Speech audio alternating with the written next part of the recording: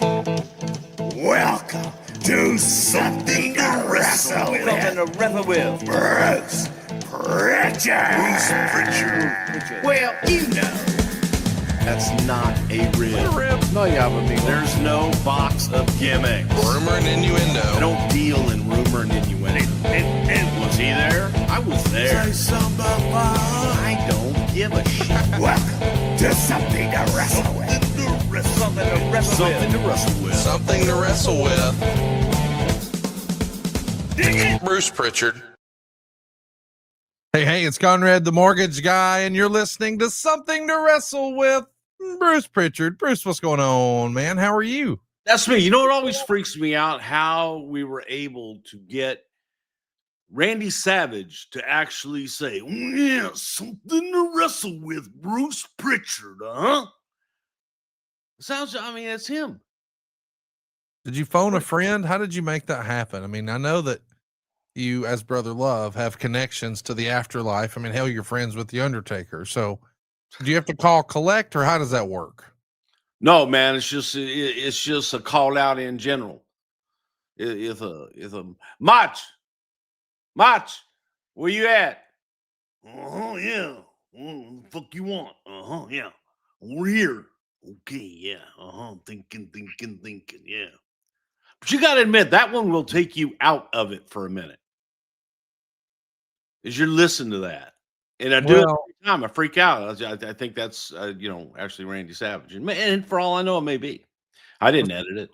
So what you're saying is you're so talented, you scare yourself. I am so freaking talented, I scare the shit out of myself. You surprise you all the time, don't you? I surprise the shit out of me all the time. All the time. I know that this is going to be hard, but Not yet, but it might be in a little while, thanks to Blue Chew. Can we agree that Dan Soder actually has the best Randy Savage impression of all? Randy, yeah, he does a great one. It's got to be like, I think his is almost uncanny. It's so close. Yeah, I get lost in his too, without a doubt. When I did the Macho Off and with the two of us talking to each other as Macho Man, I just tapped. Yeah, I got nothing. I'm sorry. Yours is better. Can't deny it. Won't deny it. Shout out to Dan Soder, who's got a fabulous podcast you should check out these days. And he may be coming to do comedy in a town near you. You are going to laugh. He is one of the funniest men doing his thing these days. He is You've awesome. seen Dan several times in person, haven't you? I have. Tremendous comic. Of course, he was in the critically acclaimed Billions on Showtime. And I love that show. And for the longest time, Dan was helping us here with the podcast and helping me kind of navigate the waters of the live theater venues and what have you. And, we were friends. We talked, but yet I knew he had a podcast. I knew he was a comedian. However, I did not know that he was my fee on Billions, show that you and I watched like every friggin' week. And then one day it was like, wait a minute, they got a wrestling connection there somehow, some way. And then that wrestling connection was actually Dan Soder, who was a big fan that they actually would write in and do different things. And the creators of that show, also huge wrestling fans, and Dan being the benefactor of their fandom and his fandom. So shout out to Dan, and love you and miss you and all that good stuff. Well, yeah, we miss you awesome. too, Bruce. We're glad that you're back. We're having a lot of fun. As we're recording this, we know that you and I most recently talked about your return to WWE. And you felt like at a certain point, hey, we should cut it here because this story deserves a part 2. And I could just dive in at any point. But is there any one point in particular you'd like to pick up where we left off our last conversation about your return in 2019? My God, Conrad, I don't remember what I did yesterday. Okay, well, here's what I wanted to talk about, because there was a rumor in the window that, when you first came back, you were sort of observing. And I drew the parallels at the end of last week's episode where we were talking about, you kind of did that when you first went to work for Vince in 1987. Look, it's Andre. I'm Andre.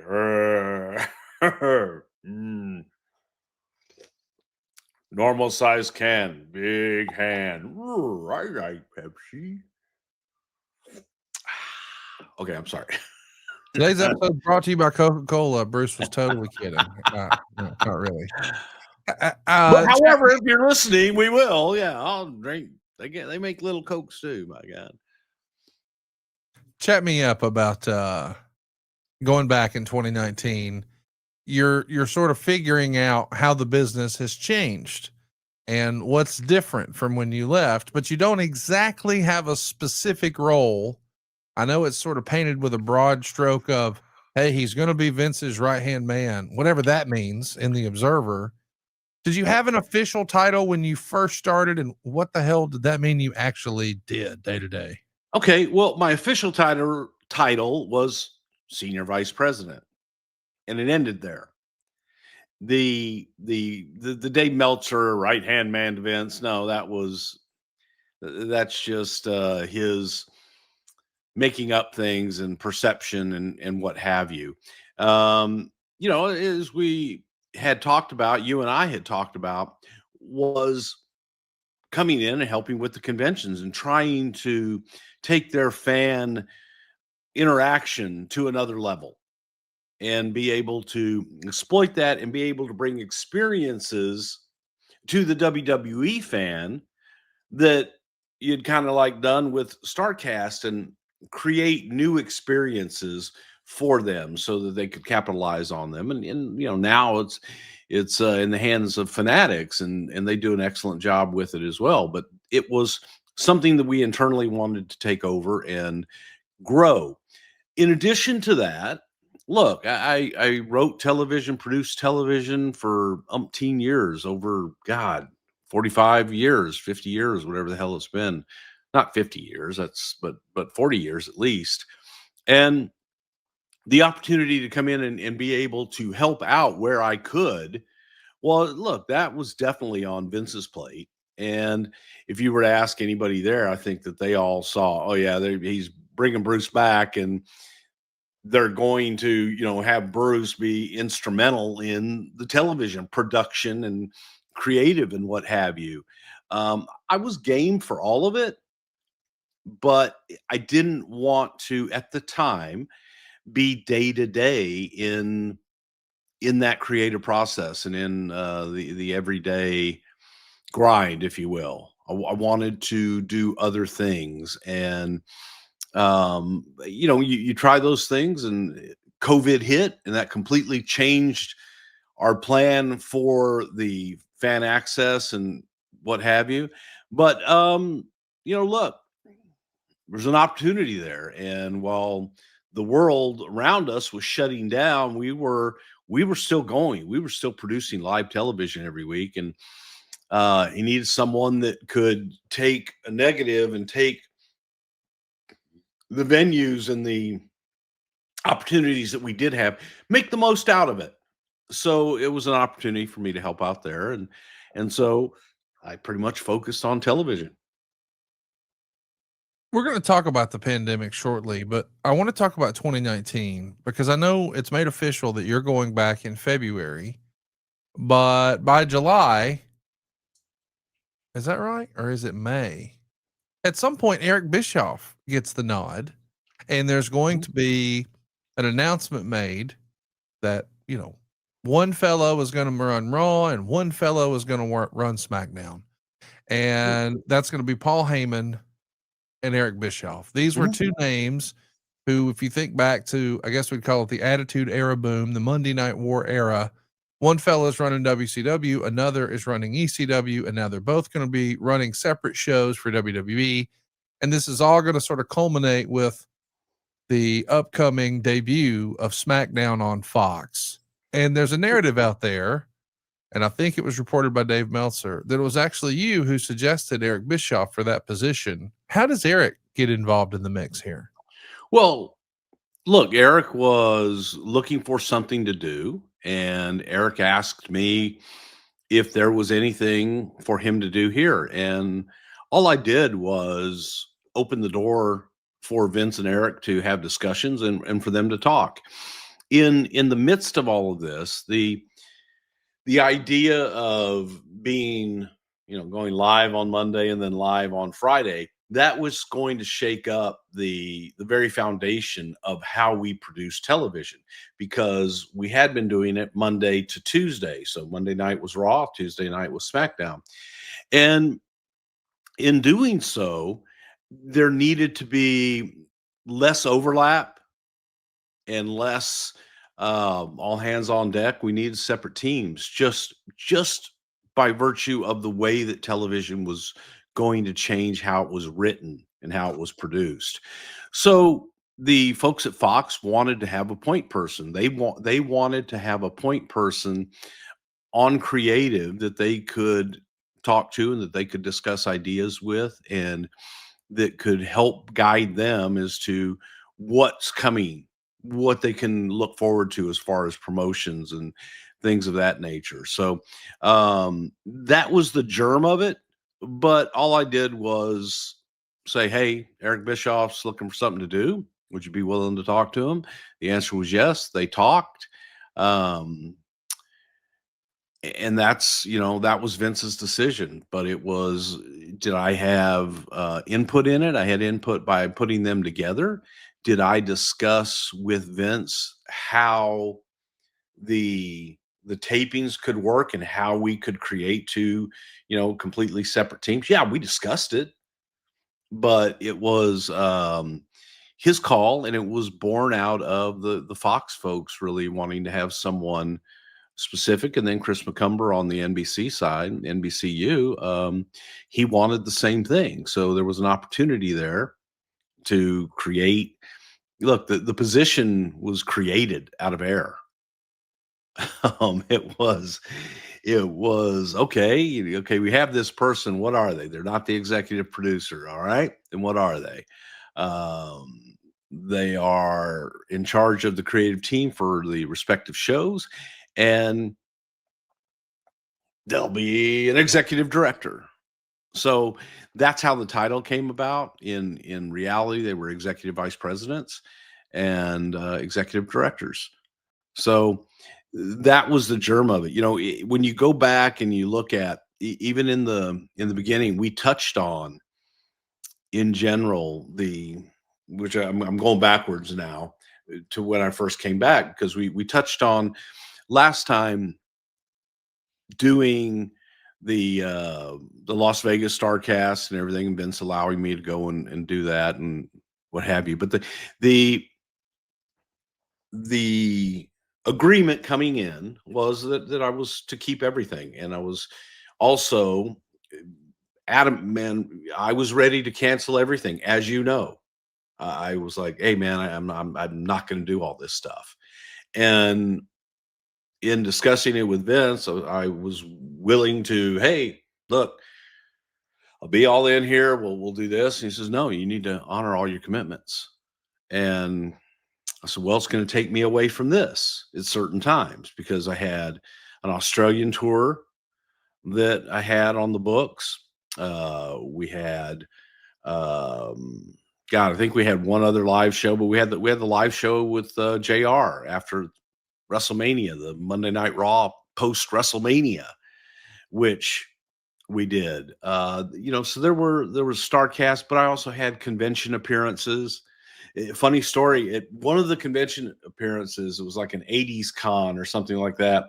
And I'm sitting at the table, and like I always do, I leave my phone open like this and on silent, but I try to look. There's oftentimes that I close it when I just don't want to see, but normally I would have it open just because if I'm out of town, something happens at home and I need to attend to it. But there's a line, big line too, wrapped around the building, I think 7 or 8 times. There were rafters. There were people jumping up on the rafters, hanging from them. It was the SRO signs went out early for that one, let me tell you. But I got a call during the convention, and pops up Vince McMahon. And the first few people in line that are at the table, they see it. They go, "Oh my God, is that really him?" And they turn around to the line. They go, "Vince McMahon's calling him right now." And people are like cheering, "Oh my God, answer it, answer it." And I'm in a quandary because I should be doing the signing. He knew I was doing the signing, didn't know what time. But so I answered it. And people are cheering and all this stuff. And I walk behind the curtain. And this is where I'll hit you with one now. Vince says, "Hey, tell me about this guy, Conrad Thompson. It is." And I said, "Yeah." And he's my partner in the podcast, and he says, "Well, he contacted my brother." Yeah. Yeah. I said, "Why did he contact your brother?" And he says, "Wants him to come and do a signing." And he says, Rod, his brother Rod, who has since passed. Rod was a great guy, man, just cool as shit. And he just didn't know. He had no idea about why you were calling or what a fan fest or fan convention even was. And I had called Vince, and he says, "No, I don't want to do this." He goes, I'm not in the business, didn't want to do it." He says, what's he, what's he looking for? Can we get him anything? Rod, I don't know what Rod's going to do for him as far as selling anything. And that was a funny break in the day that it was like, all right, what the hell were you thinking? What was I thinking? You. Are you asking me what I was thinking? I'm asking you. If you'll recall, I had booked The Undertaker and a signed contract and approved graphic and paid a deposit. Okay, now I remember, yeah. And I had also booked Kurt Angle, and WWE pulled them both.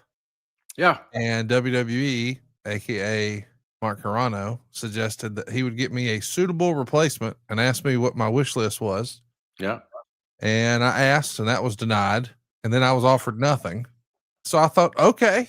So I tried to book Kurt Angle's brother and Vince McMahon's brother. And oh, nice. Okay. So you never told me that. I thought we could have some fun. Yeah. All right. But I remember I was in Charlotte and I got a call. It was a voicemail from you that said, "Call me." And I could just tell it was your daddy voice. It was like a voicemail you would leave Amber or Kane. So I call you back and you go, "Do you got anything you want to tell me?" But to my surprise, I don't think it pissed the old man off. He actually laughed at it. It went the other way. Yeah. He thought it was creative as hell. Yes. And appreciated the whole thing. And yeah, and obviously he was unaware of the whole Undertaker and all that other stuff. He was unaware of that. But he just thought it was creative as hell. And it was a funny moment in a chaotic day. And I'm like, you could have smartened me up. Just, hey, I'm gonna reach out. It's like I would have given you Rod's number. Well, I sent him an email, and it was a professional, polite email. Yeah. Yes, it was. It was read to me. And I think the comment you said was, Vince said it was compelling and well written. Yes. Yeah. Well, I'm not in that much trouble then. There you go. No, you weren't in any trouble. Yeah. It was just it was a what the fuck moment. Yeah. And we moved on, but it was funny as hell. And again, his reaction was funny as hell because it's contradictory to what everybody would want to believe, and that he blew his stack and would want to destroy everything. He thought, as you said, he thought it was compelling and well written, but he loved the creativity of it. That it was like, God damn, what's he doing? Well, he's got a mortgage business. He kind of he stays busy. But it was, so we had that, and then I went to Australia, which was one of the coolest experiences of my life. And Wally, if you're out there, hey man, shout out to Wally in Australia. I went, and it was I think it was a 3-city tour, but we had to get there early and had to stay late because of some visa rules or something, which I had no problem with. First time to Australia. Loved Australia. But they gave me a tour manager to babysit me for these 5 days or whatever that I'm there. And his name was Wally, and he was an old rock and roll roadie tour manager. And this guy was everything that you would expect from a 1970s rock and roll tour manager. He was kind of retired, but he was on top of everything. And it was, we would pull up, I would already be checked into the room. We would have, where do you want to go? What do you want to do? We got this plan. We got this. Do you need anything? And it took me all over the place. We used every minute that we had in the markets to go and experience as much as we could possibly experience in every place. Humble brag, we pretty much sold out all 3 events, and it was amazing. But he would pick up on little things, like the first night they have this big platter of food, and I only ate like certain things, and so the next night, all the shit I didn't eat wasn't there. It was just the things I did eat. It was they pick you up at the hotel and take you to the meet and greet beforehand, and that son of a bitch started on time and ended on time. And then he would whisk me out of the building, take me back to the hotel to relax for an hour and a half, and then come back to the building, and boom, on stage like clockwork. It was military. Boom, went on stage, went out and did the deal, and I was very nervous in some ways because I was by myself, but I was at home. The audience was, I don't know, something about Australians and I think our fans in general, that when you get out in front of them, it's like they're all family, they're all, long lost friends and everything. And then, boom, we would get out and, what do you want to do, mate? And go hang out or do whatever. And, he didn't drink, didn't do drugs, didn't do anything like that. So I drank my share of Australian beer and had a good time. And it was great. Then came back from there. Then we did the one with JR. Fresh. And we had the other one. I don't know if you remember, but it was in Connecticut. Me, you, and Eric. Oh yes, that was great. Fun, like 2,300 people or something. It was probably one of our biggest live shows outside of a WrestleMania weekend. It was super fun. That was, God, thank you for that. Yeah, that one was with Eric. That was absolutely. Remember, we were supposed to do it with somebody else, and they allegedly had an NWO convention, the biggest NWO reunion of all time. Yeah, that got canceled, so we wound up booking our own room. So instead of I don't think he canceled. He never did anything. Remember? Well, I'm trying to be nice, but either way, we rented our own room and did it and had a great time. But I think it was it was like February, so this would have been just a couple of weeks after you went back, yeah. And that one was a blast. That one was the one where we let Shuley go out and do the open. And I said, do it short. I said, you'll see me in the back door. That'll be your cue to get off stage. See me in the back door. Well, I went to I meant front door, because remember I walked around and I said, I'll walk out front. Once you see me, that's your cue to wrap up. And I'm standing there and I'm like, he's not wrapping up. And I'm trying to get over here and get it to go home. And some bitch went like 30, 40 minutes. I said, somebody get the hook.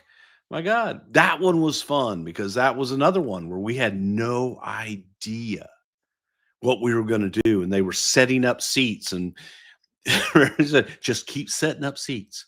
Like when they sell, people come up, buy tickets at the door, set up more seats.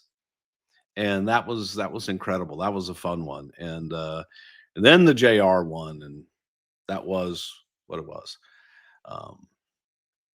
But yeah, I got to go do those things and kind of tie that up in a nice little bow and be able to have fun on the way out and then go back to work. In fairness, I don't know that we've ever talked about this on the show, but in real life, you were cautiously optimistic about returning to WWE. I remember you telling me something like, not taking anything in, not setting up anything in my office, not going to take any pictures, not going to take anything from home.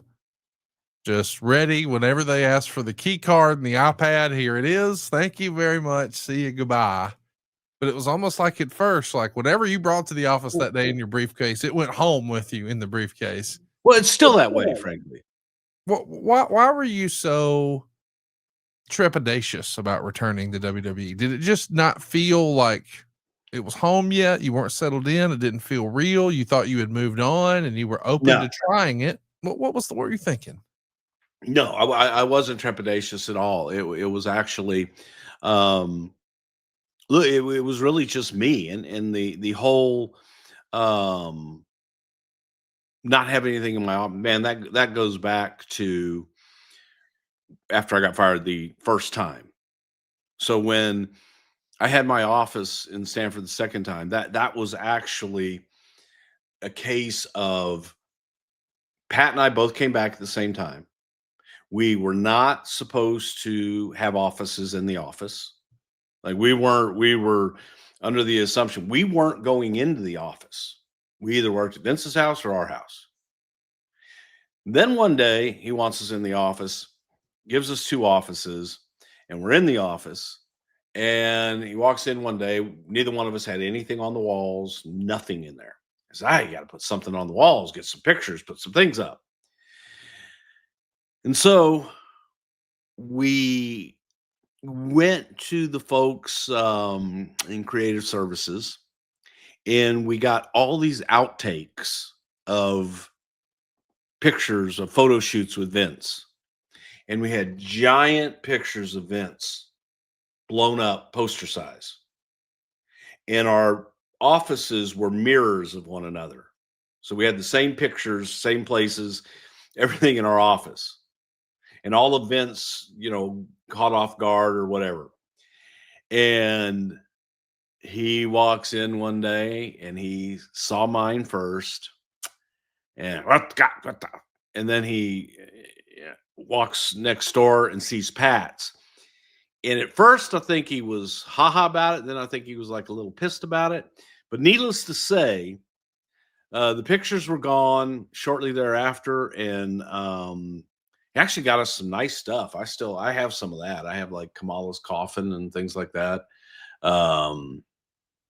So he got some nice stuff. And I took those home when I went to Texas. But wait, hang on. What do you mean you have Kamala's coffin? So when we did the Undertaker vignette building Kamala's coffin, it was going to be a casket match.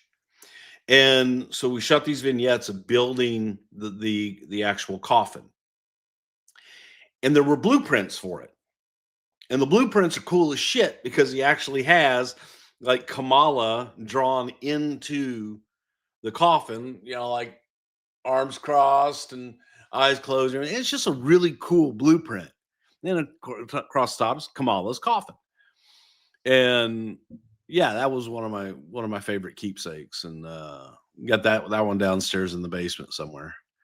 But so yeah, I just never, to this day, there's nothing in my office. Everything that I have is in my briefcase.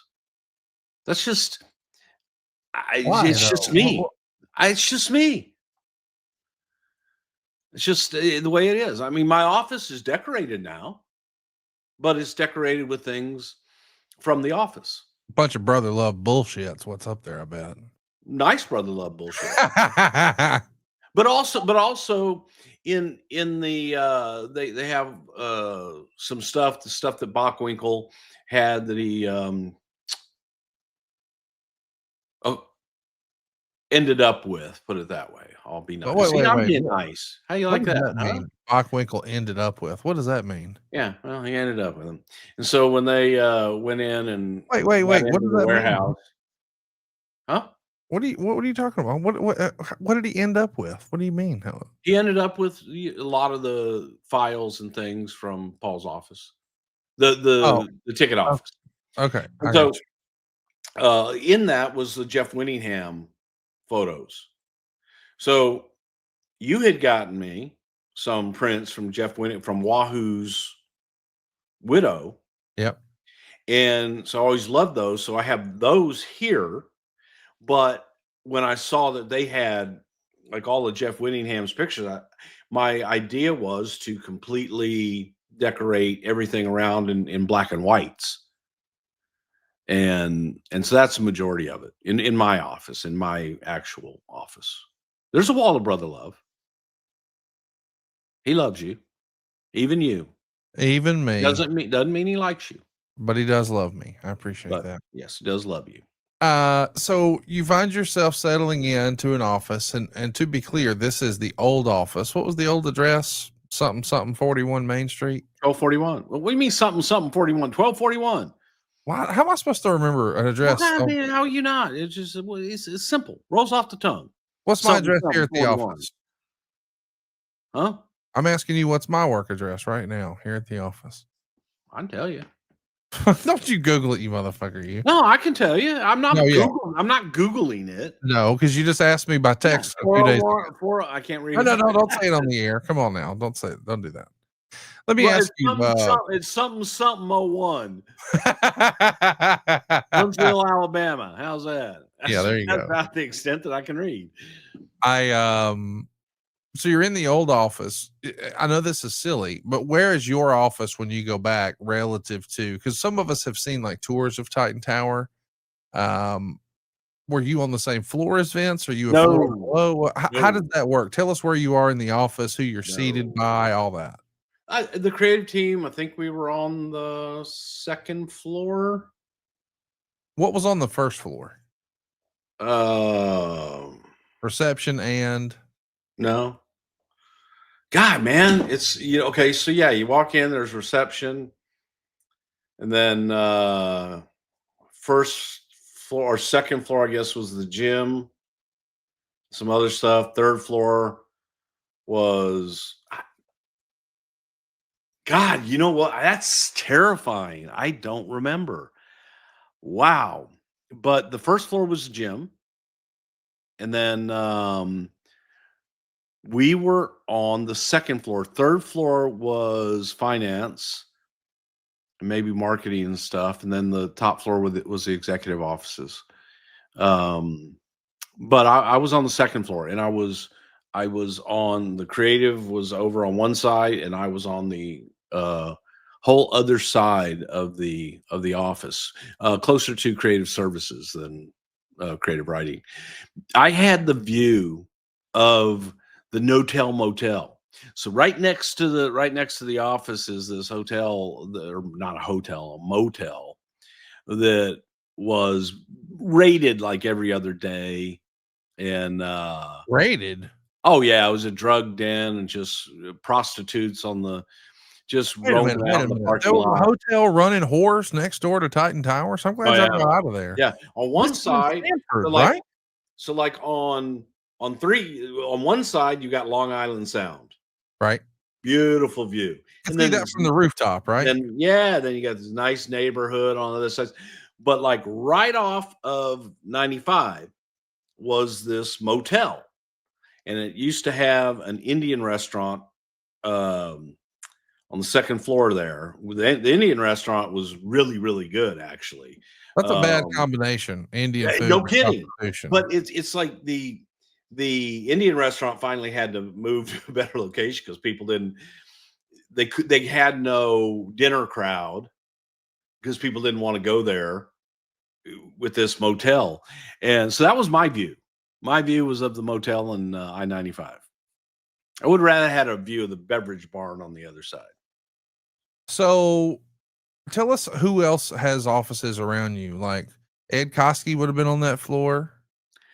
Um, yeah, but he was on the other side.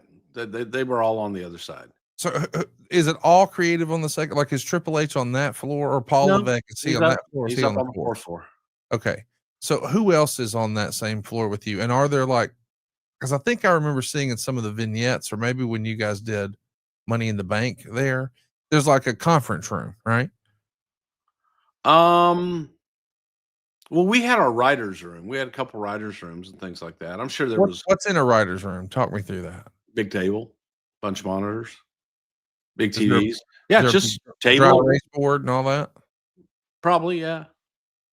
So in a writer's room, like what was like, I'm trying to just, and I feel like I'm having to beat it out of you here. Well, no, because it's something I take it for granted. You know, it's in front of you all the time. Well, we don't know. We've never seen it. Yeah, I don't. I mean, it was just a big room with TV monitors on the wall and windows on the other side, and yeah, we TV had monitors dry on erase the boards and wall. shit in there, or the big tablets and stuff like that. So the TV monitors on the wall, Mhm. are those just so you can connect and sort of share your screen, or are they showing like I was in the Titan Tower once before, and like whether you were in the lobby or you're on the elevator or whatever, it's like the network on a loop. So when you go back in 2019 in the writer's room, is there your current programming or nostalgia stuff on a loop, or is it just big monitors and you're using it as a screen sharing device? They was TVs. It was you had cable. You also could access the network. I'm sure we could have shared our screens, but did it for what the hell they call it then? It wasn't Zoom. Teams, I don't. Yeah, I don't know. Skype. I never, Skype. Yeah, people Skype in and stuff like that, so you could put them up there. And, I assume that this is where, like, if you were working with Vince on an idea with the writers, does that happen on the second floor or did that happen on the fourth floor? No, that would happen upstairs. Okay. So Yeah. this is like where the ideas are sort of developed, and then upstairs is where Yeah, they're pitched. it's there. Look, there were just a couple like what the hell, like a huddle rooms, different places. You know, SmackDown had a room, Raw had a room. There was a uh, big meeting room for everybody. But then there were offices and different things for people to just kind of spread out and do their work. So you had team meeting rooms and huddle rooms, just an office. I mean, it's yeah, just like any other office. So let me ask you, when you're having these meetings, is it like a sales organization may have like a standing sales meeting on Mondays at 9 or something like that? Did you guys have standing meetings like that? Or would there be a routine of, hey, on these afternoons, we do huddles, we do formal meetings on this time? What was the schedule back in There 20? was no real schedule. The only thing that it was you had a live show on Monday, you have a live show on Friday. You got to get them done. You're going to meet with Vince on whatever day, and that's going to be your opportunity to pitch him. So during the rest of that time, you're formulating ideas and formulating shows. There was no 9 o'clock on Tuesday, we do this, and 3 o'clock on Tuesday, we have this meeting. It's very fluid. And again, you're feeding so many different departments and so many different masters that it has to be fluid. And you do your best, and you just are always working to be prepared. So talk me through, sort of the evolution of creative, because we know once upon a time it was, Vince, Bruce, and Pat sitting around the pool at Vince's house coming up with ideas, and you had the big books, and there was a lot of handwriting and all that. And we've seen some of those. You've shared us some of those in the archives at somethingtowrestle.com, but that obviously evolves. So in the 90s, I imagine, and up until you left, and we'll call it 2008, email is going to become more prominent. And now there's all these other apps and devices and all that. Has the creative process changed that much in the scheme of things from the late 80s to we'll call Oh it yeah. 2020s. Like, what is the evolution of how these ideas come to life from a WWE side? How did it change while you were gone? You have a lot of different minds pitching ideas and pitching different stories and different things, and you have a lot more. Um, there was a time there were just the three of us. We did everything. We talked to the talent. We talked to the producers. We produced it. We wrote it. We did everything. Um, Now you have a team of highly creative people that are pitching. It's I wouldn't say it's akin to a Hollywood writer's room, but it's pretty close. It's probably the most, I think, like what we do would probably be Saturday Night Live. Um, but it's people sitting around pitching ideas, getting with talent, pitching ideas, and coming up with stuff, seeing how they can work into the shows, and then formatting shows. And then that's pretty much what it is. So I want to circle in on when you said pitching. I think we all know that has to happen. And I know that you've sort of freestyled here on the podcast in the past, talking about way back when. And one of your favorite phrases, one you've embraced to this day, is "what if?" And I love that. But are those ideas happening in small groups and then a larger group, and then there's a formal pitch to Vince, or what was the process like in All the above. 2019? Okay. You got small groups over here, then you get in your big group team, and then go in and pitch Vince. And So there's lead writers that are going to pick out what they think is best, and they're also going to formulate and be able to outline the show and do all that stuff. It's for someone who did it from day one. It's a listen to people who may have done it in previous lives. Nothing the way that it is now, there's nothing that can compare to it based on how it used to be. Bill Watts writing television in his office with his book and deciding what's going to be on TV and telling everybody what to do.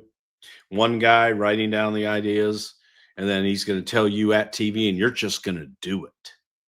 There was no discussion. There was no pitch. There was nothing. That was one guy's head, and he wrote it. Booker comes in, the Booker does that. This is different in that this is a lot of different people. Some who've never taken a bump. Yes, they've never taken a bump, a lot of them, most of them. But they have ideas, and they are able to pitch things.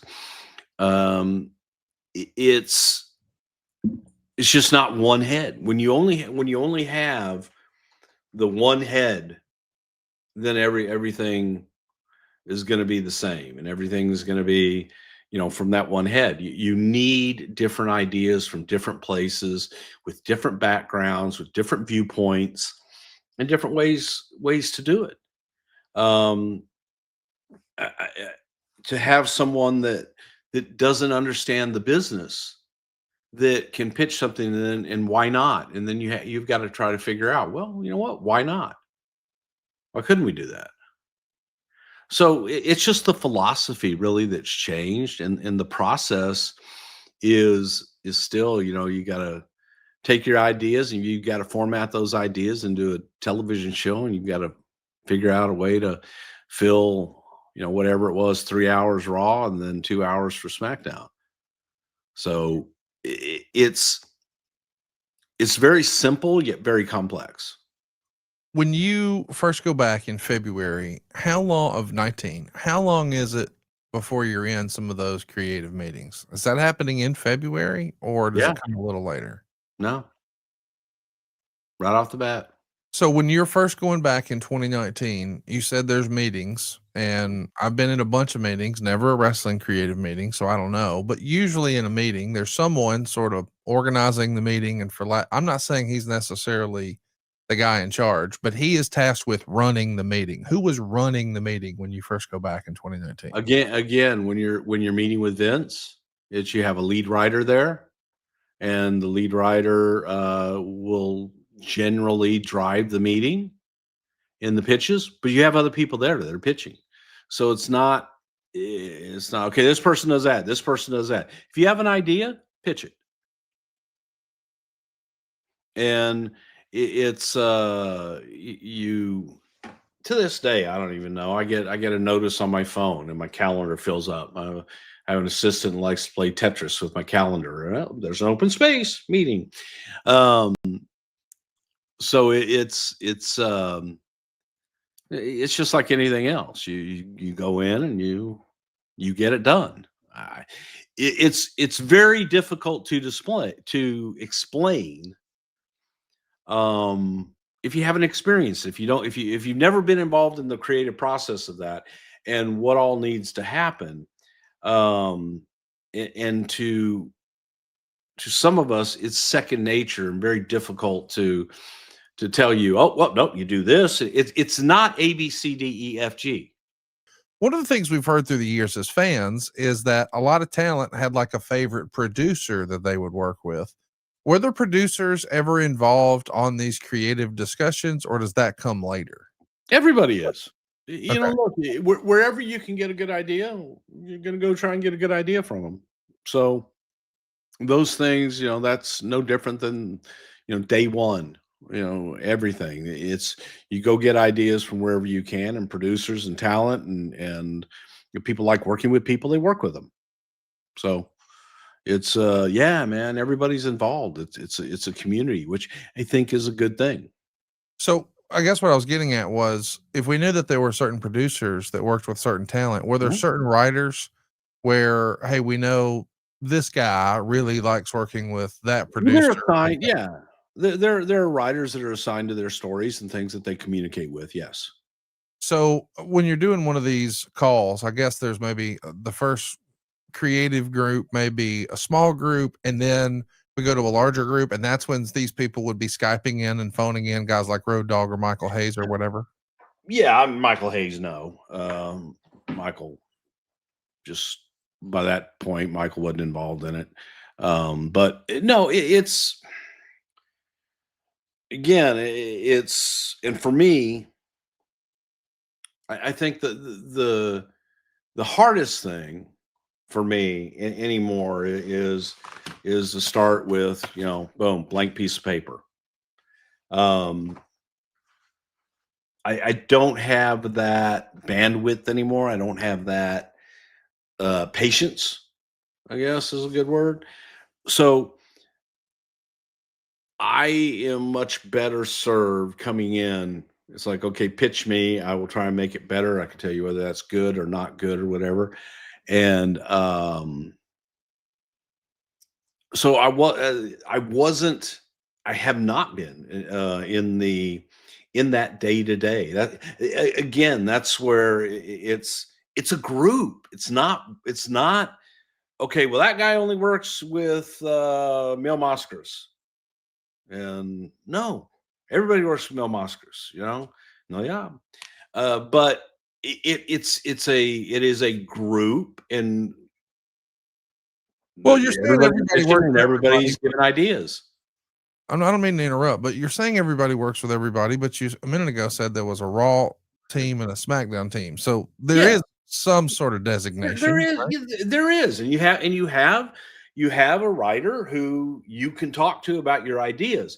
But then when it gets into the formulation of putting the show together, right. It's a village. It's my thing. I always say, hey, it takes a village.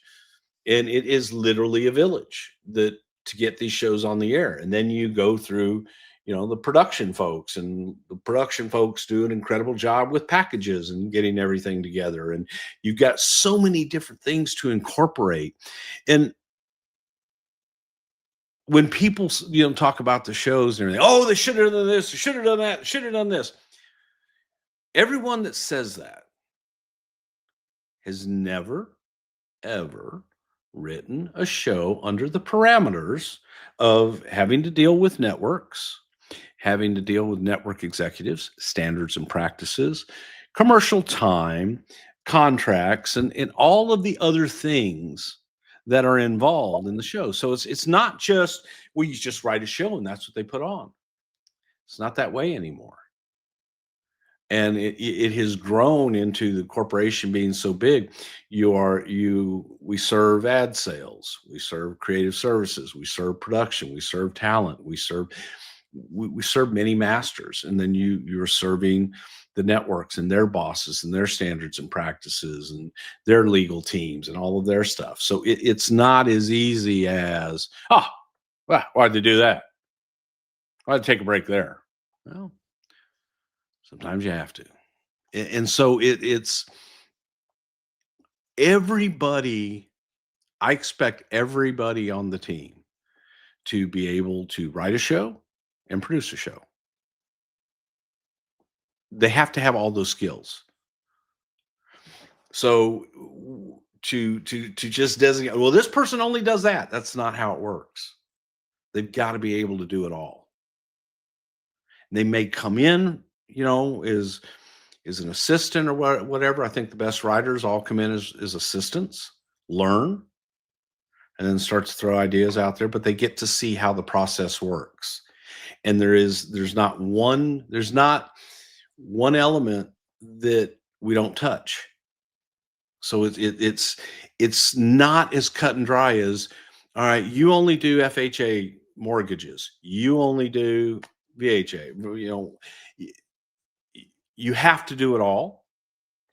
And you also have to do cleaning the toilet too.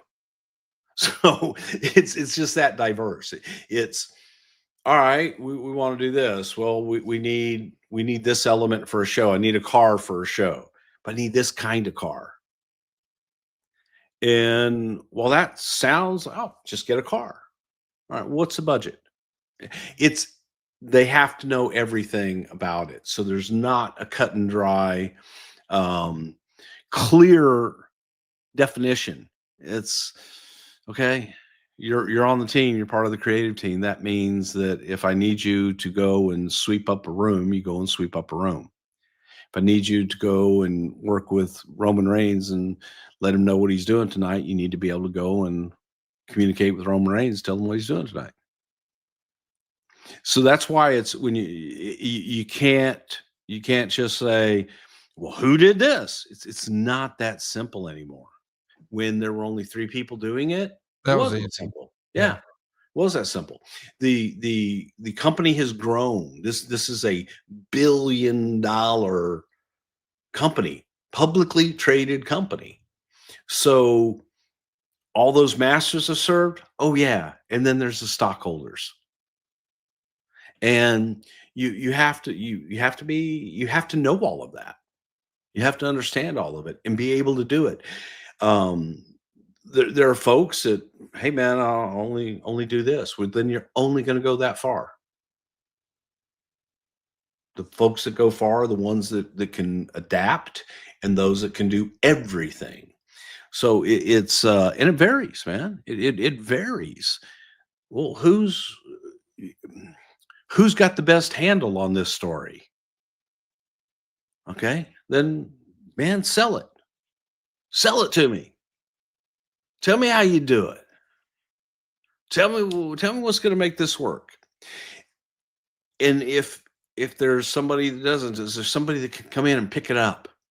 Hey, so you're back in 2019, and I was trying to figure out like what had changed, and it sounds like a lot had changed creatively. Who were some of the players that you're working with in 2019, and was it a totally different team than you left previously? Like, it feels like Koski's been there forever. Yeah, I think Ed was the only one that was still there. Was Ryan Ward there, or did you work with him the first time? Because that's a name I heard back in the day. No, Ryan. I met Ryan when I came back. Who else was there in 2019 Nobody. before? I don't mean like that you worked with before. I get that it's just Koski. So it's Vince, Koski, and you. That's the old guard, so to speak. Dave Kapoor. Okay. Who are the other faces that are in some of these rooms in 2019, and what's your relationship like with them when you first come back? I mean, Brian James was there.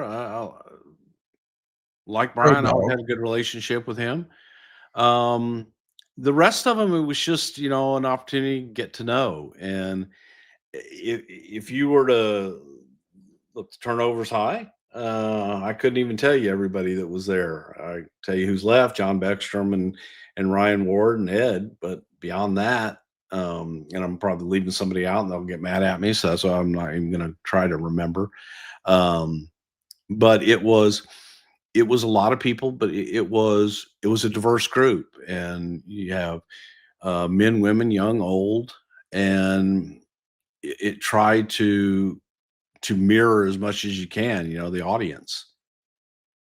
So, When yeah, a Eric lot comes of in, people with different, lot of people with different backgrounds. when Eric comes in, is he working with these same groups, or is it a different group? Like, were you in meetings with Eric, or is Ah, that a totally different thing? I was in the pitch meetings with Eric, with Vince, but I don't think I was in many of their creative, original smaller meetings. And again, there are times that I probably popped in, and that was probably the thing that I missed the most. Even to this day, I do enjoy that just kicking around ideas and trying to get things started. Again, I hate the blank piece of paper, but I love listening to other people's ideas and being able to try to develop and make them better, or make them work. And you just don't have So that bandwidth anymore with all the other meetings. I really don't. I really Yeah. don't. Yeah, especially now. It's I'm just kind of spread very thin. And then, I was still, look, I was still looking at the convention side of things, but also I was dividing my time between Raw and SmackDown and trying to help both sides. I was the Dave Kapoor and I were the only ones that went to both shows when they did the split and everything, and everybody else either did, if they were on the Raw team, they did Raw. If they were on the SmackDown team, they did SmackDown. Dave and I did both. So I didn't have a specific, you're only SmackDown or you're only Raw. I kind of where I left off before, I did both. In talking to Eric, the gist we got was the schedule could be chaotic. And a lot of Yeah. that was because Vince McMahon respectfully kept a madman schedule. Mhm. And so, sometimes he would get off the plane in the middle of the night and go work out and then just go right to the office or whatever. But there were stories out there that maybe there would be an afternoon meeting that doesn't get started for several hours later, and it Yeah. might actually not adjourn until like 3 in the morning, and then you got to be back at the office at 8. Was that your experience too? What was the crazy schedule when you first go back in 2019? It was crazy. It was crazy because there was just so much going on, and everything. It always felt like, creative got pushed. Um, and probably the reason creative got pushed was because that's what he enjoyed. That was the time that he really enjoyed doing creative. So you're working at his schedule, and it's yes, we worked late. I don't think I was ever in the office at 8. Um, but still, you're in at 10 or 11, and getting out at 3 o'clock in the morning is rough. But yeah, the schedule was crazy, and the schedule was new. The schedule just became new in that October when you're doing a show on Monday and Friday, because now meeting times are different. It's all new. It's all an experiment in many ways, because where you used to be able to do your creative meetings with Vince on a Thursday and a Friday, well, that Friday's gone because now that's production day. And so now that moves the Raw creative. Where does that go? Does that go before the SmackDown that's going to air that Friday, or does that go after the SmackDown and then you're working all weekend to get the Monday show? Now, for the respective teams, they could get a day off in there and what have you. For me, yeah, I was on everything, so I didn't have the luxury of, okay, well, I'm not going to have to be on a weekend call because I did this. I was on everything. So it was trying to figure out the cadence that worked best. And when you're doing it, and again, probably what, a big part of the reason why, Dave and I did both is we were able to also help Vince and everybody else keep things clear. Because if you're talking about Raw and then you're going to produce SmackDown, you got Raw in your head. You got to keep just where the rudder's in the water to try and keep it straight and know what the hell we're doing. So it was challenging, to say the least.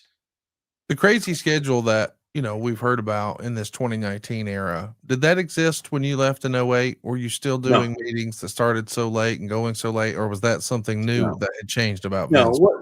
What and again, I wasn't there when it changed. So, um, but it changed at some point, and it it just morphed into that, and that's what it became. So, the whys and the whatnots and everything, can't tell you.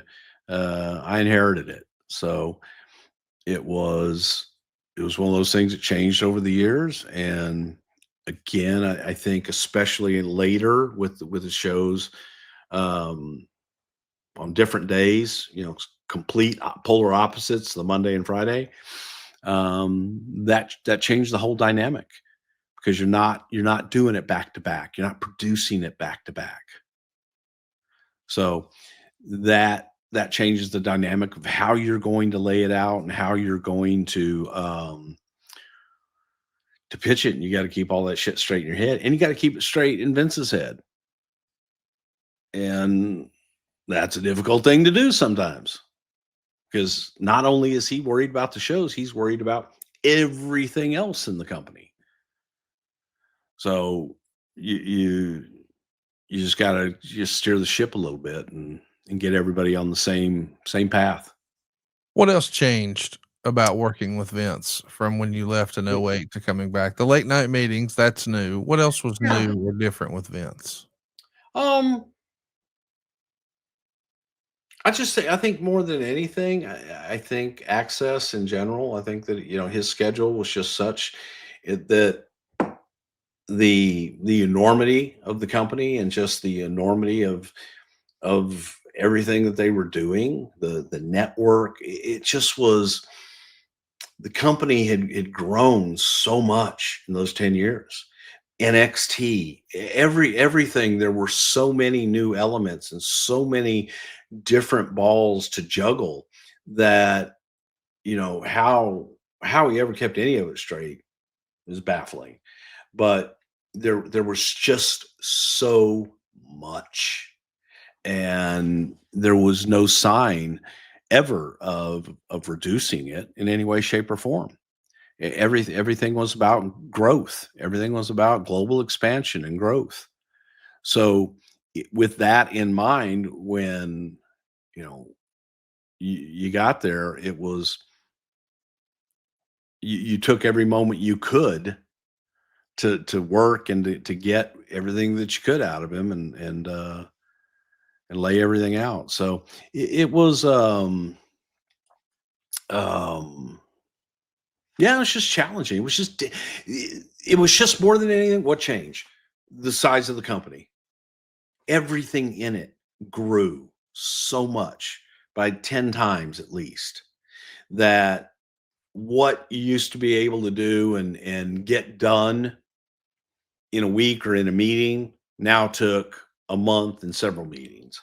Um, Do you think Vince liked having you around because you could relate to how much it had all changed? Like you were the only connective tissue to the way things used to be, and maybe he could say, "Remember when we used to?" no, he no. I mean, I think it was more of a, I could keep things straight.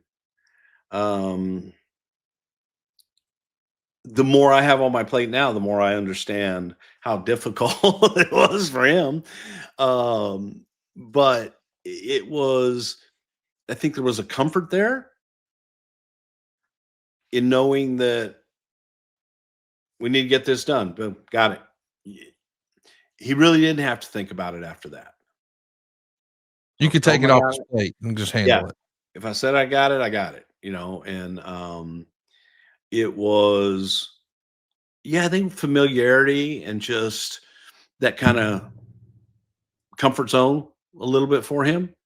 And frankly, everybody will laugh at this, some maturity to the team and to the overall process that had done it, in another realm, in another way. I was much older, and I did mature quite a bit, and had done other things and done other business and stuck my toes in other waters. So it wasn't just, and plus there was the sheer fact of I was in a different place of not having to this be my end all be all. Right. You didn't have all your eggs in that basket, so to speak. Right. So, and I was comfortable with that. And I think that he didn't have that same domineering force over me. But look, we're friends, and I love and admire the guy. So we had different ways of communicating that other people couldn't communicate with him in that way. And, to that, I think he appreciated that. It was, I want to ask you about that, because it couldn't have all just been roses. There had to be some growing pains. You had to adjust. You had to, find the line, or there had to be some sort of, along the way when you first come back, a stumbling block with you and Vince, where maybe you guys disagreed on something, or you did something you didn't like and you didn't know, or whatever. Can you tell us about the first, I don't want to say blow up, but negative interaction that happened with you and Vince? Or was it just two peas in the pod the whole time? I don't think we really did. Now, that doesn't mean we agreed on everything. And that was again a big part of our relationship, and that I could tell him no, and I could tell him that I didn't like something, and we could discuss it, and either I could change his mind or he would change my mind. But when we left the room, we were a united front. Right. That's you have to do that. You can't leave the room and go, oh yeah, we're going to do this, but my idea was this. That doesn't work. That doesn't work in any business. If you have a team meeting and you get all of your loan officers together and you have a meeting and you decide this is how we're going to do it from now on, and it's rah, and then they leave and go, fucking old man, fucking Conrad, he didn't know what the fuck he's doing. I told him we should have done it this way. It doesn't work. Yeah. And you have to, go in, but he's also got to have, you can't have the guy that just says, yeah, boss, that's right. Can't do that. That's death. He didn't want to hear that. And I would listen, didn't tell him it sucked.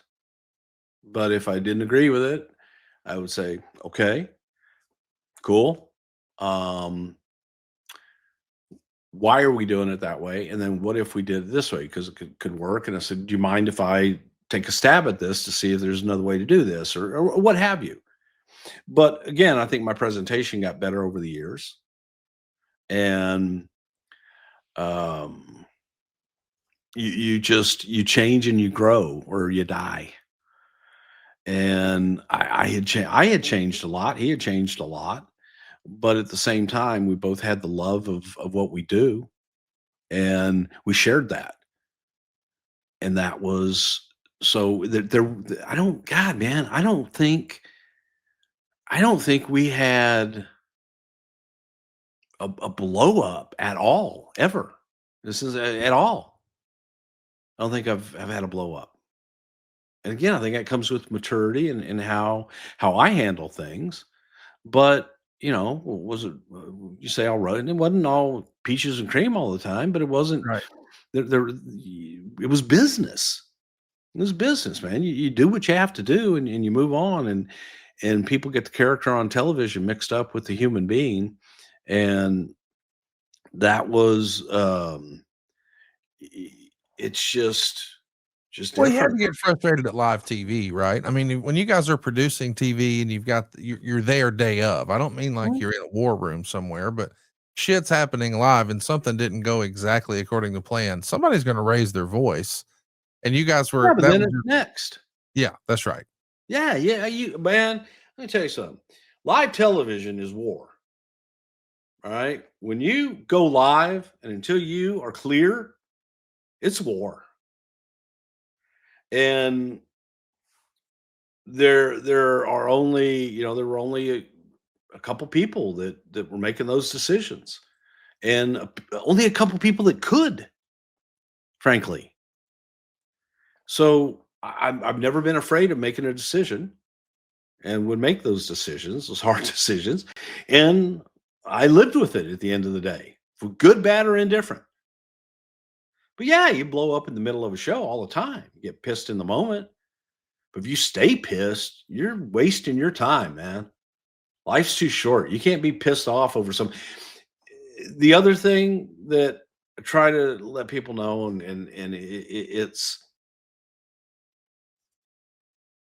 botch. I hate that word. Maybe that was supposed to happen. We know what we wanted in our head to happen. Maybe it doesn't happen exactly like we wanted it to happen, but doesn't mean it was bad. You get pissed off in the moment because you had it envisioned one way. But then you go back and look at it and go, "Nah, that worked." Or maybe go back and we did it exactly like we laid out. And go, I don't think that worked. And you have to be honest with yourself about what you're looking at. I wanted to bring up the live TV thing because I know it's the stress and pressure of the moment. You're not necessarily mad at the person. There's just a lot of stress and pressure to, we got to meet the network expectations. We got to deliver on sponsors. We got satellite time. We got hard outs. All of these parameters exist, whether people think that that exists or not. Yes, it exists with streaming services too. And anyone who tells you differently doesn't understand. But, but I bring this up because I know that we weren't podcasting at the time, but when WWE rolled out their Untold story, you got a little bit of traction on social media for being stressed during a live debut on Netflix. And I guess the wrestler we used to know as Abyss in TNA was the producer. And boy, that just made a mountain out of a molehill online, but the people amongst fans, but the people who had actually been in that seat or produced a live wrestling show, whether they work in WWE or a competitor, they were all like, yeah, that's just like normal TV. Yeah. But I wanted to give you a chance to sort of explain. Well, you that. said untold. It's unreal. Oh, Right? sorry. No, I'm not. I'm threw me off because I forget the name. Unreal. So yeah, there's cameras everywhere. There's cameras around you all day long. You forget there's cameras on you. And and that scenario, yeah, man, it's live TV. It's live TV. You know who they're going to come to at the end of the day if the show doesn't work or the show doesn't go off on time or doesn't work. They're coming to me. Okay. That's the end of the story. And I'm responsible for it. So when in communication, sometimes things get lost in communication. Also, the beauty of documentaries and the beauty of editing is you can create stories Yes, sir. and you don't get the whole story all the time. And anybody who knows Chris Park knows what a wonderful human being he is. He's one of the sweetest guys on the face of the earth, extremely talented and really good at what he does and cares. I mean, just cares. And he's a beautiful soul, man. He really is.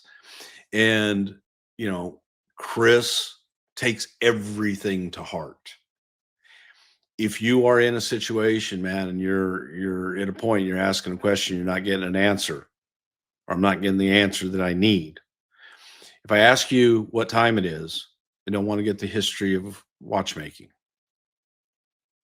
I want to know what time it is. If I ask you, how much time do we have left? I don't want to hear. We're getting close. Just need a number. Tell me. Help me.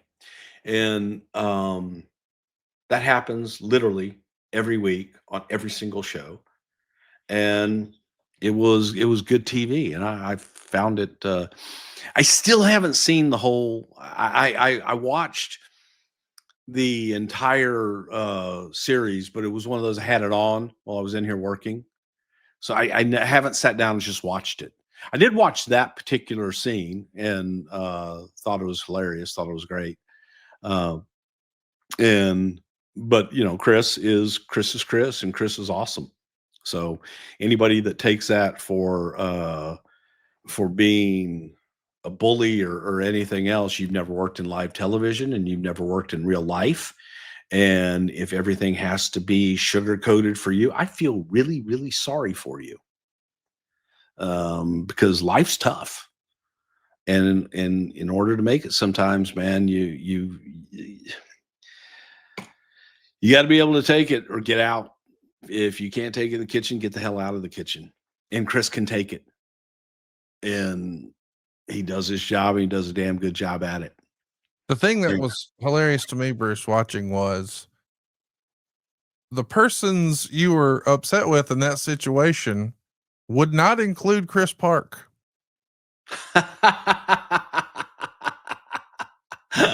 My English friend. Oh, you're wonderful. I love you. Oh, everyone loves you. But that's Darren. That's what William Regal does. I didn't even mean that. I just mean if a match is going long. Oh, yeah, it's match not going the guy on. in the Oh, back I thought wearing you were the talking head- about, well, Regal afterwards telling him he's loved and he's wonderful and you Yes. did excellent and all that stuff. Everybody loves. God, thank God for Regal. He set Bruce in his place. Like, that's Darren. Darren's another one. He's fucking, you know, here's a guy who is about as even keel as it gets. Yes, sir. And a great guy. And he that's what he's there for. He's there to, you know, hey man, it's okay. Here, let's go do that. I'm the hothead. I'm allowed to be the hothead in that moment. And then But you're afterwards, proud to be the hothead. I'm gonna bitch for about 10 minutes. And then next. Yeah, next week, yeah. Yeah, let's go. We ain't got time to listen to me, bitch. I Well, wanted to unless ask you listen to this podcast, then you've got time to listen to me, bitch. I mean, My let's guy. recap a little while ago. So, Bruce, you go back in 2019. Talk to me about how the writers' room looked in 1983. Hey, Meltzer, man. Fuck you, Conrad. You were fired up, bud, and I'm like, "What happened? What just happened? I don't even know." This guy, man, it's just some of the, and I couldn't even imagine if I tried to find anything that he says or does. But like, there's clippets just come up, and the clippets just absolutely drive me nuts sometimes because it's I try to get away from it, and it's oof. Let's talk about Bischoff. How quickly did you realize that, hey, this was not the fit that he hoped for or Vince hoped for? Was it apparent soon, or were you surprised when it happened? Just talk to me about, because I know you're in a bad spot. Obviously, you're friends with Vince. You're freshly back in your spot. You spoke up for him. He does great in the interview. Now he's got the job. It doesn't feel like he's having fun. It doesn't feel like Vince is happy, or I don't know how it happened, but I want you to sort of help us fill in the blanks here. Yeah, I don't know how it happened either, frankly. And you know, Eric was a friend of mine, and I supported Eric. I didn't know that it was at that state at all. I know that Eric was frustrated, and I really didn't know that Vince was as frustrated as he was. Again, because I was divvying up my time between both shows. So SmackDown's done. I got to go to Raw, and so I didn't have that time and bandwidth for that particular thing. I'm like, okay, man, you know, you got to go. And you know, I just think it was different. I think it was a different time and a different place for Eric, and I think Eric was used to having more control and more of a say over what he was doing, and Eric really tried. And I just think that it was a matter of lack of the two of them being able to communicate with one another. That's all. That's really, I think, what it boiled down to. Let me ask you this: if Eric would have come back in a post Vince WWE, now we know, as you and I are recording, they just finished their third RAF 03. This is their third Real American Freestyle event. I can't share the numbers on the air, but it is hugely successful for Fox Nation. Everyone is thrilled. He's got a real hit on his hand, so he's knee deep in success and all that. And so we're happy for him. But I often wonder, as just his friend, if he would have come in a post Vince WWE, would we have gotten the same result, or was there just some oil and water there with him and Vince? I think there was oil and water. Yeah. I really do. I think oil and water in basic philosophy, and also in structure. So, it just happens sometimes, because you look at what Eric has done post. He's got his hit on his hands. Yeah. And good for him. And he built that. And that's something that, he can point to and say, okay, I did this. And it just was, I think it was just oil and water, wrong place, wrong time. And I don't know that the structure and environment of what our company is and what it has become it's tough to teach an old dog new tricks.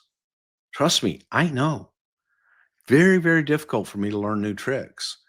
That's what I wanted to ask. Did you ever feel similarly to Eric, where you at least questioned, maybe internally in your own head, maybe to your wife, maybe a late night call to a 256 number? Hey man, I don't know if I can keep doing this anymore. Absolutely. Yeah. Absolutely. Because you get inside your own head, and you think of the way it was. Yeah. And the way it was, this is another pet peeve of mine. I saw, these things come up on your feed, and you turn the volume on and go, oh, why did I do that? But it was two old timers, not going to mention names, but they start off, they're doing a video for one of these shoot things or whatever.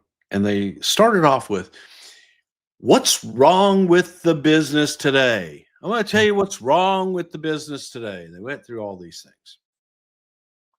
Folks, I'm here to tell you, there is nothing wrong with the business today. It's just different than it was yesterday, and the day before that, and the day before that, and the year, and the decades, and the decades, and the decades before that. It's just different. If you don't like it, you don't have to watch it. They make these things right here. This is called a remote control. You can change channels with it. You can turn it off. All these things that you can do with it. And you have that choice. If you don't like it, don't watch it. If you don't like this podcast, don't listen to this podcast.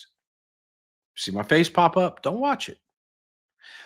But it's just changed. I listened to guys in the 70s, that's 1970s, talk about how the business in the 70s, these guys were killing the business and ruining the business because it's not the way it was in the 60s and the 50s. And I'm sure the guys in the 60s and the 50s bitched about how they were ruining it because it wasn't the way it was in the 30s and the 40s and the 20s. And in 2030 and 35, guys are going to sit there and go, oh my God, these guys are killing the business now. Business ain't dead. It's never been healthier.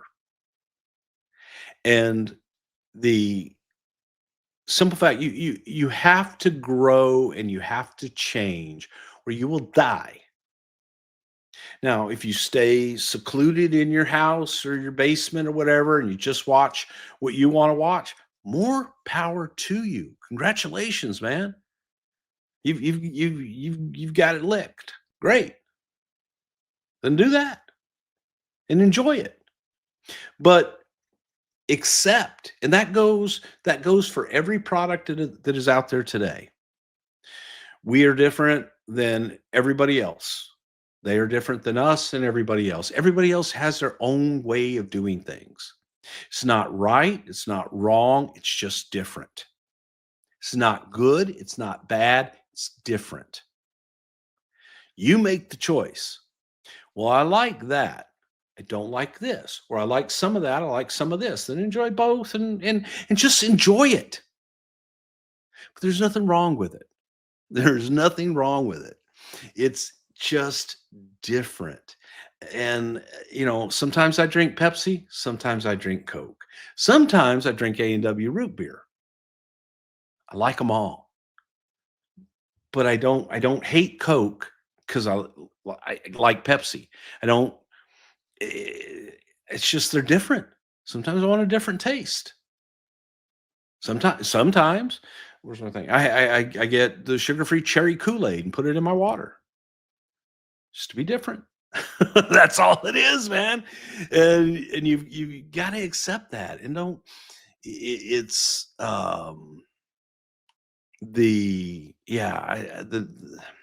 I know I was really negative earlier, and I apologize for being negative.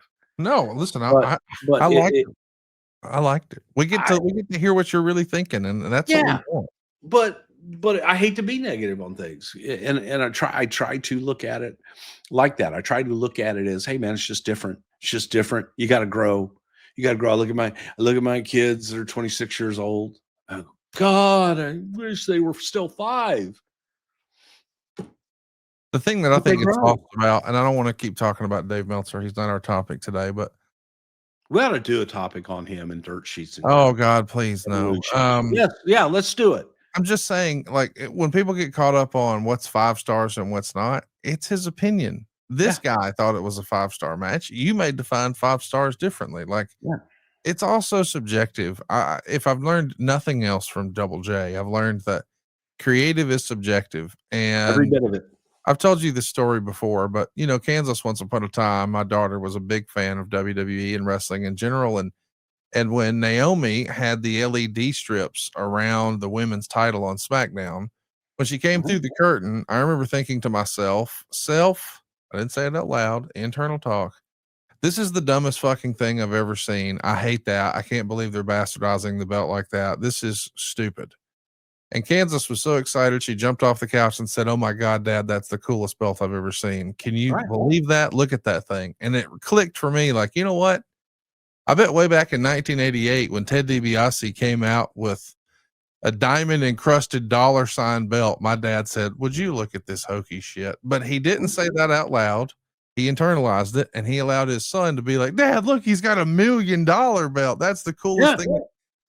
It's just subjective. That wasn't for me. That was for Kansas. And that doesn't make it bad. It just means it's not for me. Right. Yeah. But let him enjoy it. It's there's a lot of things out there I don't enjoy. So you know what I do? I don't watch it. I don't watch it. I don't do it, man. I just kind of like, all right, cool. Yeah, So listen, we're talking about how the business changed. One of the biggest changes that I see, and again, I'm not there and never was, but way back when you left in 2008, there was this thing hanging around called pay-per-view, and guys would get paid based on the pay-per-views. And of course that all went away with the creation of the network in 2014. But there was also, the rights fees for television, like that changed dramatically, and it changed WWE's business forever. And so once upon a time, guys got paid based on the house. If you didn't work, you didn't get paid. And if where you were on the card and how much your merch sold, man, your pay could change drastically. And that's kind of always the way wrestling had been done since you first got into it until 2008. But now when you come back 11 years later, everyone's on these fat daddy guaranteed contracts and the rules have changed. Was that something that was a learning curve for you that you had to get adjusted to? Because it does feel like it would change the mentality of how you write for people, how you manage people, how you position people. Like all of that had to change in your own mind because everyone else had already been doing that for a few years by the time you got there, right? Well, Conrad, I want to tell you what's wrong with the business today. That's what's wrong with the business today, by God. Um, yeah, shit changes. The business evolves and it changes and it it evolves, if you will. Um, but the as far as creative and writing for people, no, that doesn't affect it. We don't share with the writers contractual deals with guys as far as monetary and everything like that because we don't want them to skew it. We don't want, oh, well, this guy's making this much, so we got to write more for him. Don't do that. They don't know. Don't need to know. If you've got an idea for somebody, let's make it the best. Let everybody else deal with that. I guess stay what I out of meant, Bruce, I'm not there, but I would imagine once upon a time, guys would have said, "Hey, I got to be on every show. I can't miss anything. I mean, don't let They still book do. me on everything." And but I imagine now it's more like, I'm not saying everybody, but I feel like a certain amount of wrestlers are going to say, "Well, I got this thing going on." Maybe they're not as apt to, "I want to be on everything all the time." Now, I'm not saying that exists everywhere, but I have a feeling that exists in pro wrestling, and I'm just wondering, is that something that took some getting used to? I think it's the opposite, really. I still think that those that at least those that I work with and experience, most of them are upset if they're not on something. Right. And I enjoy that and I appreciate it. And it's usually us that are fighting to uh, make them a little more scarce and not have everybody on everything all the time. So that comes from us more than anything. Just trying to protect them and not have people overexposed. So I actually, I'm sure there are some, but I think for the most part, I hear more about, oh my God, I'm not on the show. Why not? I want to be on the show. And explaining to them that, hey, frankly, weekly television in many respects, it's all important, but it's all pretty equal too. It's you have your premium live events now that are on a pay service, that are on a streaming service that is out there, but it's no different than a rights deal. It's no different than television, and that's just a change in the business, and that's just evolving. It just feels like once upon a time, like the whole spirit of the locker room would have been based on, because we've always heard like, "Hey, I got to protect my spot. I don't want to miss any days. I don't want to lose my spot," because it wasn't just about creative, but it was also about income. And the higher up your card you were, the more money you made and that sort of thing. But now I don't think, WrestleMania paydays, whether or not you're on main event or not, is as relative as it once was. Am I way off base? I mean, I know it's still No, important. You still want a main event WrestleMania, but yeah. it doesn't make or break Look, your year financially, right? look again, man. I'll look at John Cena and say that John Cena wanted to know every aspect of his career and everything that he did, and wanted to do everything that he could possibly do. I believe that model is the model that makes it. And but again, different strokes for different folks, and the business evolves and it changes. So you adapt, and you can't compare it. You can't compare it. Those days are gone. They don't exist anymore. It's doesn't matter. You know what I mean? It just doesn't matter. It's the way that it is right now, and we work within the confines of what we have in this day and age. And what we have today will change in a few years and will be a completely different conversation in many ways. So that's, to me, that's the exciting part. The exciting part is what's next and what can it evolve into, and be able to be along for that journey and that ride, and be able to experience it. That to me is without a doubt the most fun and most exciting aspect of really what I have the privilege of doing. It's pretty cool. So it's all those things. It's like, okay, yeah, that's the way it was. Ain't that way anymore. So doesn't matter how it was. We can reminisce, we can talk about all that shit and all these things, but it's just not that way anymore. Talk to me about the debut on Fox. That is a huge high watermark for WWE. You know, you guys have had national exposure for a long time on NBC and certainly Fox before with Saturday Night's Main Event. But the idea that you're going to be on broadcast television, not cable, but broadcast television, was a huge deal. And obviously a lot of dollars associated with it. Did that feel like, you know, I know it feels like 100 years ago now, but back in 2019, that had to feel like one of the biggest things in the history of your career. Like, we're on broadcast television. I mean, there's a whole red carpet experience for this. It felt larger than life, didn't it? Yeah, it was great. I mean, it was a different realm, but it, you know, at the same time, it was as if it was coming full circle. You know, you go back to when television first, people had television in their homes. What was the show that was on every week on national television? Yeah. There was no cable, there was no anything else, but broadcast was the weekly wrestling matches. So it felt like it had come full circle. And I think is the world gets bigger, it gets smaller at the same time. And again, what was big then is just different, is different today. So it just keeps changing. But yeah, it was a big deal. It was a monumental event, and we made it everything that we could. I enjoyed being on Fox, and it was different, and had some wonderful spirited conversations with their standards and practices folks. And yeah.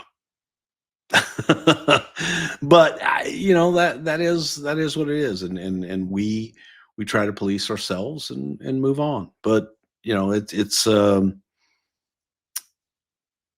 I think it was just a full circle moment, and now, you know, what's next is going to be next. Let me ask you about returning, you know, creatively before you went back years and years ago when he was first starting to get hot. We'll call it 2017, maybe. I remember having a conversation with you where we were doing a Q&A, Ask Bruce Anything or something like that here on the podcast. And the question was asked, if you could work with one talent in WWE now, who would you want to work with? And man, Bruce, you didn't hesitate. You just rattled it off. Oh, Bray Wyatt. Yeah. How excited were you to finally get that opportunity a couple of years later? And was there anybody else that you were kind of surprised? Like, I didn't expect to like working with this person, or I wasn't really familiar with their game, but now that I have, man, I love working with blank. Can you tell us about that? Well, you be careful what you wish for. No, no, God, man. Ray was challenging, man. I loved it. Very challenging, man. Creative beyond creative. A guy whose mind was somewhere else all the time, and very challenging, and just so much fun, because you could get out there on that plane with him, and then you just started, the absurdity of it all made it so easy, but difficult at the same time, because you're trying to explain to someone that, no, this isn't real. We're in his mind. Nobody else can do that. I enjoyed, God, loved working with Bray. It was, and frustrated too, man. We had some spirited conversations, great conversations that just was like, no, dude, no, blah, blah, blah, blah, blah. He would just fight. And after a while, you had to let him in, you know. All those personalities, man, they were all in his head, and trying to explain the concept of, no, what you're looking at, You're not looking at a fun house, man. This isn't real. You are now inside Bray's head. And whether that came across or not, that's what it was. And he was a friggin' joy. By God, man, it was incredible. But look, there were just everybody. It was all new. It was all new just to get to know the new younger way of looking at things and what worked and what didn't in this day and age. So thought it was good shit. I can't say, hey, this one in particular or anything like that, but just going back and seeing Brock again, it was like, that was wonderful. I got to ask you a funny one before we get out of here. Then we'll close on this, and then we'll try to figure out what you want to talk about next week. But do you remember there being, when you first go back in 2019, was there a really out there idea that you had that got poo-pooed on, or maybe there was an out there idea that you remember that you thought, man, this had legs, but everybody just universally shit on it? Was there a really bad idea that in hindsight you think, damn it, what was I thinking? Or it still could have worked, by God? I'm sure there was, but I can't pinpoint any on it. I think that, there were different times of, throwing out things and everybody going, what the fuck is he talking about? And again, it was a young group of creative minds that, I don't know, with the exception of Vince, that really hadn't, they hadn't dealt with an old fart like me before. And I can get out there. So I can't think of any, but I'm sure there were. I mean, I had plenty of bad ideas, tons of bad ideas, but you forget those and you move on. I mean, it's you kind of just go whew and say next. Besides Vince, is it fair to say that when you first go back, one of your first buds that you're sort of palling around with was Ed Koskey? Yeah, I mean, look, I knew Ed from the first day he started, and tremendous mind and great guy. So, being able to hang out with Ed, and I pretty much, stayed to myself for the most part, and just kind of looked at the lay of the land. But Kapoor was there before, and love Dave Kapoor, and it just it's just kind of finding your way, just walking through the minefields and seeing what's out there. But I will say that pretty much every single person, at least every person on the creative team, I think that they were all welcoming, and there was nobody who was like, oh God, I don't want to work with him or anything like that. I think it was contrary. I think that people welcomed it, and that was a nice feeling. How many people that when you go back would at least acknowledge that they listened to your podcast? Oh God, a lot. It shocked me. Yeah, shocked the hell out of me. So I was very happy to hear that. But yeah, it was a lot, and chat me up, Bruce. But there was a lot of that. So that pleased me. I was just happy to hear it. It was nice to hear. Well, we're happy to hear you back on the show. We're so glad you're back. We hope everybody is enjoying your return. We hope that you'll check us out on video too. It's one thing to listen on the RSS, and we greatly appreciate that, but check us out on YouTube. It's a whole better experience if you can actually see the video with this stuff. It's somethingtowrestle.com. And Bruce, the docket is clear. Everything I had sort of mapped out for your return, we've sort of covered. What do you want to talk about next week? Besides Dave Meltzer, what do you want to talk about next week? What are you in the mood to chat it up? Let's talk about the evolution. I don't want to talk about Dave Meltzer. I hate talking about Dave Meltzer. However, I do think that the evolution of information, the evolution of the internet and the information age and how it has affected the business overall, I think is an interesting topic. And again, Dave Meltzer is part of that. It just gives him a bigger universe to spread his lies. But to be able to look at how everybody else, but how the user, how the fan base looks at that, and how they now have an opportunity to go onto their computer and get information that wasn't necessarily available prior to, probably people watching this never knew a world that they didn't have cell phones and a computer. Well, folks, I do. And it did. It changed the way that the business, how we operated in the business, used it, some of it was to our detriment, some of it was to our benefit, and being able to analyze both sides of that. And yeah, there'll be a lot of fuck you Dave Meltzers in that, but at the same time, it's just looking at the evolution of the business and how technology in many ways and information became readily available to an audience that had never had it before, and how the audience reacted to it, and then how the industry reacted to it as well. Well, there you go. That's what we'll try to tackle next week here on the Podcast, program. things like that. You know what I mean? All righty. Well, we'll But do it. it's a different, the world has changed, and how in every business, how technology has changed that and opened it up to different information.